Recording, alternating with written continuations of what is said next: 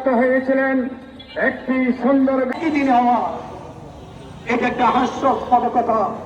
জাতীয় নির্বাচন এবং গণভোট যদি একই দিনে হয়, এমনও হতে পারে জনগণ কোথায় ভোট দিলে তার ঠিক ঠিকানা পাবে না।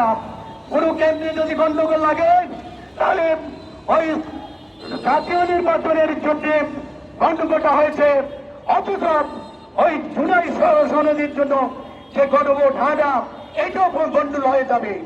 এই জন্য আমরা বলতে চাই, নভেম্বরের মধ্যে গণভোট দিতে বা হানা ভোট দিয়ে জুলাই সনদকে ওই পাশ করে নিতে হবে। তাই সবশেষে বলতে চাই, আগামী নির্বাচন বিহার পদ্ধতিতে নির্বাচন হতে হবে।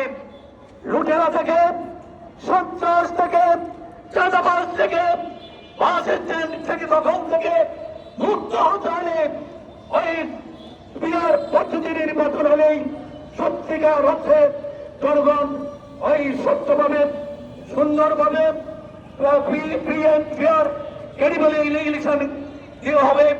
আমরা এই প্রত্যাশা করে আগামী নির্বাচন বিহার পদ্ধতি নির্বাচন দিতে হবে।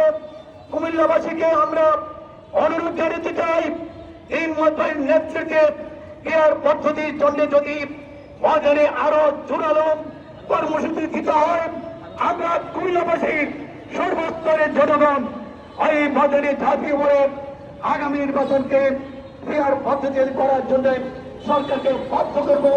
এই আশাবাদ ব্যক্ত করে আপনাদেরকে ধন্যবাদ জানিয়ে আমি আমার বক্তব্য শেষ করছি। আল্লাহ হাফেজ। আসসালামু আলাইকুম ওয়া রাহমাতুল্লাহ। সেই হয়েছেন 2000 ছাত্র জনতা